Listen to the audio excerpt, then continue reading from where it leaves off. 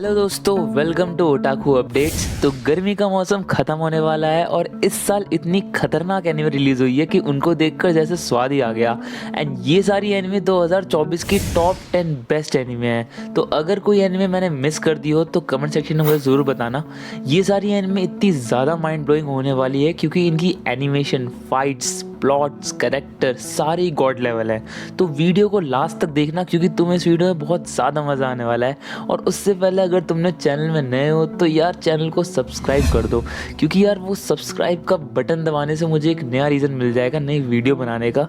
तो बिना time waste करते हुए वीडियो को शुरू करते हैं। पावर ऑफ गॉड नाम सुन के ही एक अलग सी वाइब आ जाती है इस एनिमे के बारे में। एंड 8.7 की रेटिंग लेके बैठी हुई ये एनिमे बेस्ड है एक टावर पे जिसको लोग कहते हैं the tower of the God. इस टावर के टॉप पे जो भी चढ़ जाता है वो दुनिया की सारी चीज़ें एक्वायर कर सकता है एंड ही और she will become a God. तो इसमें जो हमारा मेन कैरेक्टर होता है योरू, उसको कोई इंटरेस्ट नहीं होता टावर चढ़ने का, बट वो टावर चढ़ता है बस एक ही रीज़न से, और वो रीज़न होती है एक लड़की। हाँ, तो आप सही समझे, मेन कैरेक्टर को हो जाता है प्यार एक लड़की से, और जिस लड़की का सपना होता है टावर ऑफ गॉड चढ़ने का। एंड सबसे टॉप पे चढ़ के वो देखना चाहती है स्टार्स। एंड इसके फर्स्ट सीज़न को देखने के बाद तुम सब इस लड़की को बहुत ज़्यादा गाली देने वाले हो, और इसका रीज़न जानने के लिए तुम्हें देखनी होगी ये एनिमे। तो वीडियो खत्म होने के बाद इस एनिमे को ज़रूर देखना। एंड करेंटली इसका सीज़न 2 रिलीज़ हुआ है, so you can enjoy it too. 9th नंबर की ये एनिमे एक साइंस फिक्शन एनिमे है जो 30% ओटाकू भाइयों को समझ में नहीं आने वाली है, क्योंकि ये एनिमे एक ही टाइम पे पास्ट और प्रेजेंट दोनों के मोमेंट्स दिखाता है। और इस एनिमे को मैंने 9th पे इसी रीज़न से रखा है। बट अगर तुम्हें ये एनिमे समझ में आ गई तो बॉस ये एनिमे तुम्हारे लिए नंबर 1 की हो जाएगी, क्योंकि इस एनिमे की स्टोरी लाइन इतनी औसम है कि तुम्हें मज़ा ही आ जाएगा। तो एनिमे में होती है 2 टाइमलाइन। पहले टाइमलाइन में होता है एक लड़का जो कि लड़की बन गया होता है, और वो लड़की कोई नहीं, उसकी खुद की बहन होती है। एंड इसका नाम होता है किरुको। किरुको के साथ होता है एक लड़का जिसका नाम होता है मारू। एंड ये लोग हेवन की सर्च में निकलते हैं। एंड दूसरी टाइमलाइन में दिखाया जाता है हमें पास्ट, जिसमें 15 ईयर्स बीत चुके होते हैं एक डिसास्टर के जो कि टोक्यो में हुआ था। एंड एक ग्रुप होता है चिल्ड्रन का जिनको एक फैसिलिटी में रखा जाता है, और वो फैसिलिटी पूरे वर्ल्ड से आइसोलेटेड रहती है, मतलब इसके बारे में किसी को नहीं पता होता।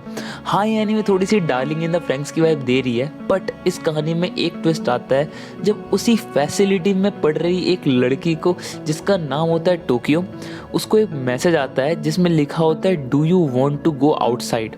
एंड इसके बाद जो होता है ना भाई, तुम्हारी सोच के पर है। मतलब इस चीज़ को मैं इमेजिन भी नहीं कर सकता कि इस एनिमे में क्या क्या होता है। तो प्लीज़ इस एनिमे को ज़रूर देखना। एंड हम लोग चलते हैं अपनी next anime, chain soldier.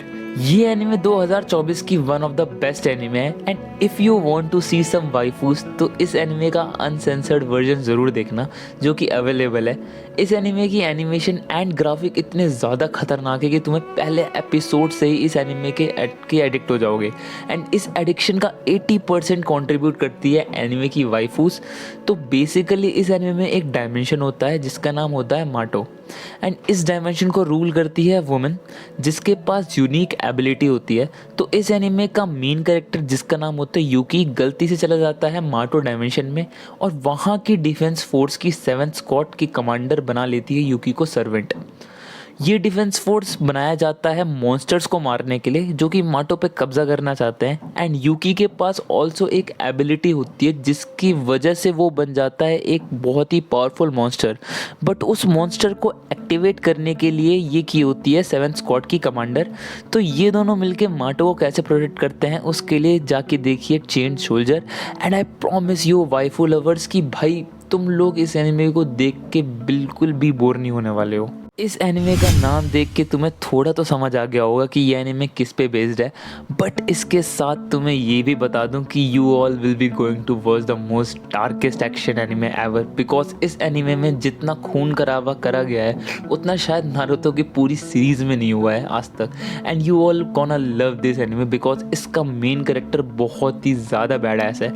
And इस एनिमे का एक एक कैरेक्टर तुम लोगों को अलग ही वाइब देगा। ये एनिमे के टोटल 13 एपिसोड्स है, तो एक ओटाकू इसे एक दिन में आराम से ख़त्म कर देगा। तो इस एनिमे के बारे में तुम्हें कुछ बताऊंगा नहीं, क्योंकि ये एनिमे मैं नहीं चाहता तुम लोगों को मज़ा स्पॉइल हो जाए, और मैं यही रिकमेंड करूँगा कि इस एनिमे की लिस्ट में ये एनिमे सबसे पहले जाके देखना। And you can thank me later. तो ये एनिमे जिसका प्रोबेबली तुम लोगों ने नाम तो सुना ही होगा, और अगर नहीं सुना तो मैं बता देता हूँ, ये एनिमे दिमाग हिला देने वाली एनिमे है, क्योंकि इस एनिमे में तुम लोगों को मिलने वाला है थोड़ा सा भाईचारा, थोड़ा सा रोमांस, बहुत सारा एक्शन एंड बहुत तगड़ी एनिमेशन। तो एनिमे में होता है एक वर्ल्ड जिसमें A to Z सारे लोग यूज़ करते हैं मैजिक, एंड मैजिक इस वर्ल्ड में एक नेसेसिटी है। If you want to become something you should have a magic ability. तो ऐसे ही वर्ल्ड में बॉर्न होता है हमारा मेन कैरेक्टर जिसका नाम होता है मार्श बर्नडेड, एंड इसके पास कोई मैजिक नहीं होता। इसके पास एक एबिलिटी होती है कि ये बहुत ज़्यादा स्ट्रांग होता है, and he is like one punch man of this universe. तो मार्श इस वर्ल्ड में कैसे सरवाइव करेगा एंड किस तरीके का चैलेंज इसको फेस करने पड़ेंगे, ये जानने के लिए देखनी पड़ेगी तुम्हें ये एनिमे। तो वीडियो को ख़त्म होने के बाद ये एनिमे ज़रूर देखना। तो 5वें नंबर पे आती है ये एनिमे, एंड इस एनिमे के बारे में 90% सब जानते ही हैं, तो मैं इसको ऊपर से एक्सप्लेन कर देता हूँ। ये एनिमे को देखने के लिए इसके मेन कैरेक्टर की तरह आपकी भी IQ थोड़ी ज़्यादा होनी चाहिए, एंड इस एनिमे में एक्शन के साथ साथ तुम्हें मिलने वाला है बहुत सारा सस्पेंस एंड थ्रिल।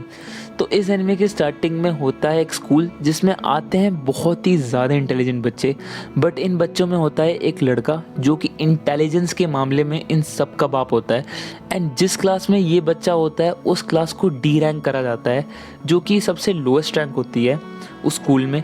तो अपना मेन कैरेक्टर अपनी क्लास को A रैंक में ले जाने के लिए क्या क्या करता है उसे जानने के लिए देखते हैं ये anime, and I will promise you that you will never regret watching this anime. तो 4th नंबर पे जो ये एनिमे है, इस एनिमे की मैं जितनी तारीफ करूं उतनी ही कम है।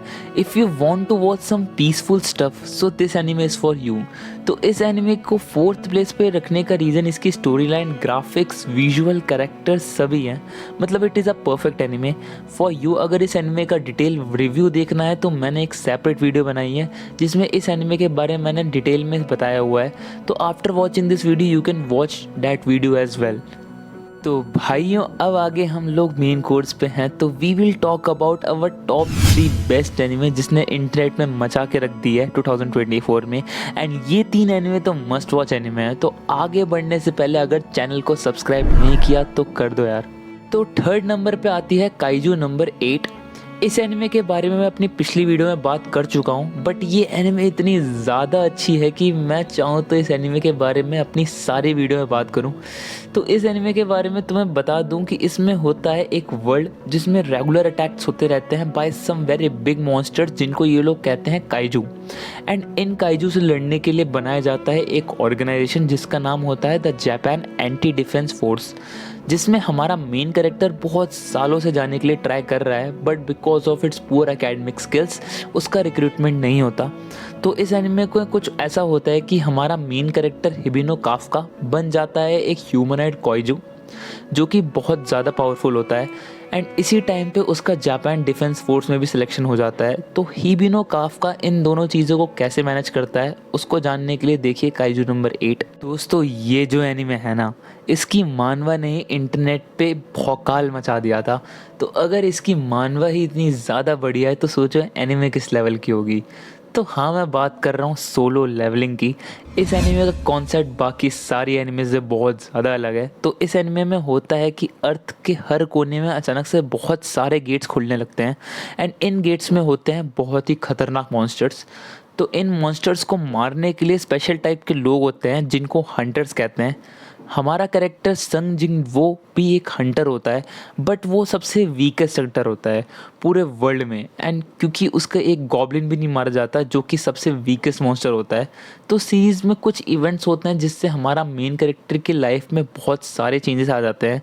तो मैं इस एनिमे के बारे में बता के तुम्हारा मज़ा स्पॉइल नहीं करूँगा, तो वीडियो ख़त्म होते ही जाके देखिए ये एनिमे, एंड सीज़न 2 भी आने वाला है इसका, तो बी रेडी।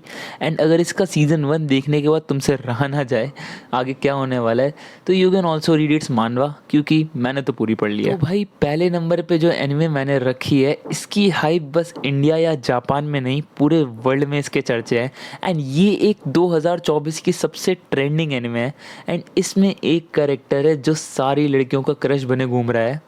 तो अब तो तुम समझ गए होगे मैं बात कर रहा हूँ my all time favourite jujutsu Kaisen की। इस एनिमे का सेकंड सीज़न इसी साल रिलीज़ हुआ है एंड फर्स्ट सीज़न तो सबने देख ही लिया होगा। एंड इसने नहीं देखा तो मैं थोड़ा एक्सप्लेन कर देता हूँ कि इसमें एक लड़का होता है यूजी इतादोरी, जो कि एक कर्ज फिंगर को निगल लेता है, जो कि होती है किंग ऑफ कर्सेस सुकुना की। एंड उसे निगलने के बाद सुकुना यूजी की सोल पे कब्जा कर लेता है, बट उसे अपनी फुल पावर में आने के लिए पूरी 20 फिंगर्स को कंज्यूम करना पड़ेगा। एंड आगे क्या क्या होता है इसको जानने के लिए तुम्हें देखनी होगी जुजुत्सु काइसेन। तो दोस्तों ये थी मेरी top 10 best anime to watch in this summer. अगर तुम्हें लगता है मैंने कोई एनिमे मिस कर दी तो कमेंट से मुझे ज़रूर बताना, मैं अपनी नेक्स्ट वीडियो में उसे ज़रूर ऐड करूँगा। मिलते हैं अपनी नेक्स्ट वीडियो में, तो वीडियो को लाइक करो, चैनल को सब्सक्राइब करके वो घंटी ज़रूर बजा देना।